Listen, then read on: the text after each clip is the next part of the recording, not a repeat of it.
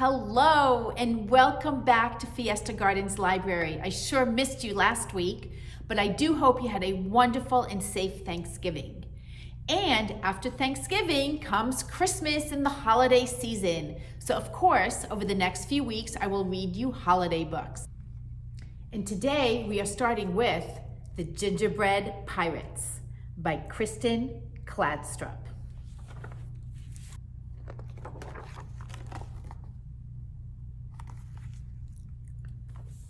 It was Christmas Eve, and Jim and his mother were making gingerbread men. "Let's make a pirate crew," said Jim. And so they did.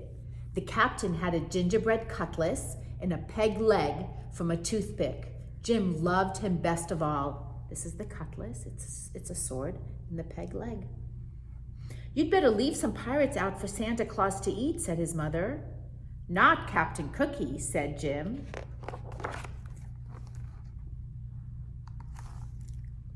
At bedtime, Jim took the captain to his room. "I wish you had a ship," he whispered as he climbed into bed. Then he lay awake, listening for reindeer hooves on the roof. Captain Cookie seemed to be listening too.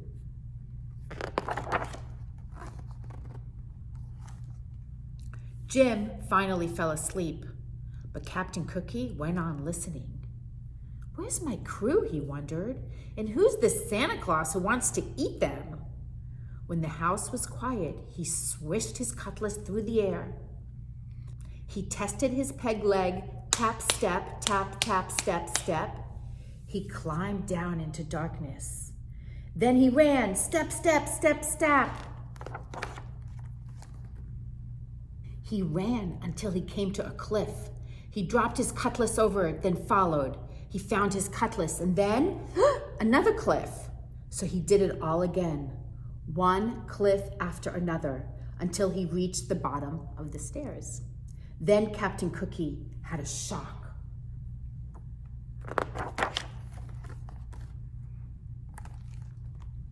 A mouse was nibbling on his cutlass. "Why, it's half gone," cried the captain. He grabbed the cutlass and slashed at the air. "Oh, it's ruined," he moaned, and off he went. Stomp, tap, stomp, tap, stomp, tap. "Merry Christmas," called the mouse. "Christmas? What's that?" thought the captain. Then he turned a corner and saw something that astonished him.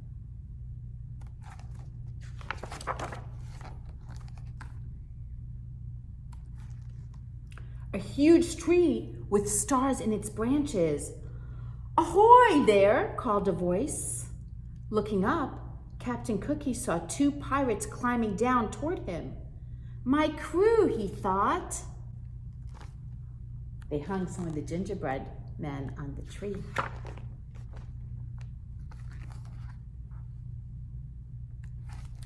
The two men, Wavy and Dots by name, dropped to the ground.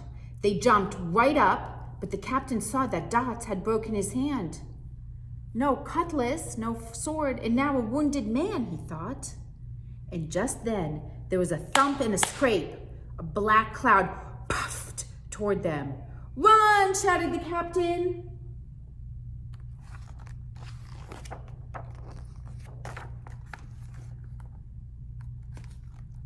They ran until they had to stop for breath. "Who is that?" asked Dots. "Must be that cannibal, Santa Claus," said Captain Cookie. "We've got to get out of here before he eats us." "Where's the rest of the crew?" "Up on that cliff, I think," said Wavy. "Start climbing, men," said the captain.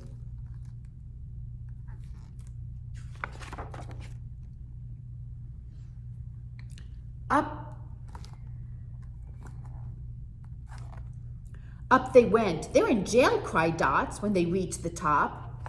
It's a cookie jar, so they can't get out. "Save us!" cried the pirates. Wavy and Dots kicked at the prison walls. They tried in vain to move the roof. The roof is the top of the cookie jar. "What about a rope and pulley from the ship?" said Wavy. "What about the ship's captain?" said Dots. "There is no ship," said the captain.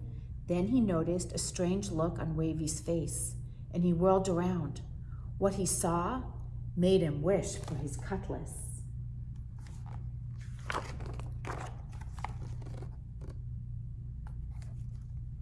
A gigantic man was leaning over them.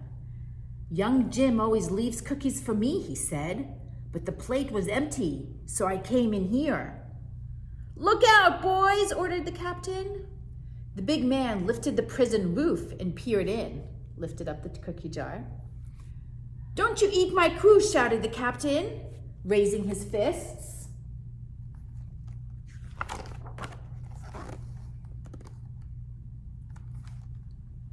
The big man blinked. "This is your crew?" he said.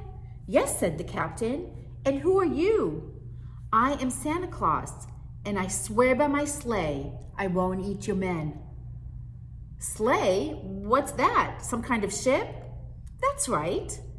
Swears by his ship.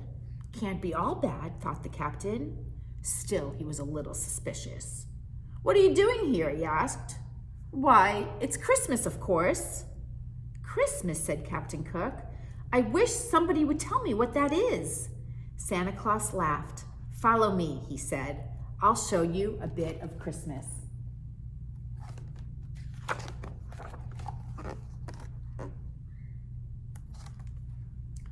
Back beside the starlit tree, the pirates watched as Santa Claus reached into an enormous bag.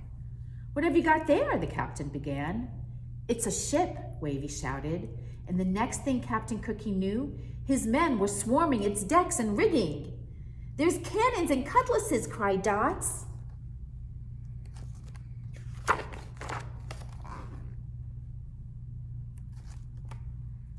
The sky glittered with stars. The captain rubbed his eyes. Real pirates, he thought, and a real ship. He turned to look back. "Merry Christmas," he called. But Santa Claus was already gone.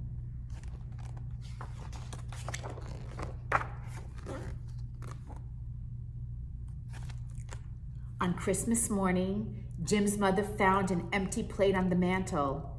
"It looks like Santa Claus found the gingerbread men," she said. But Jim was admiring his presents. His favorite was the pirate ship and its pirate crew. The captain had a cutlass and a peg leg, and Jim loved him best of all.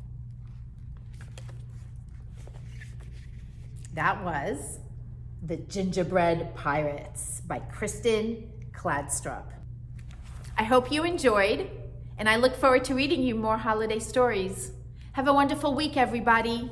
I miss you.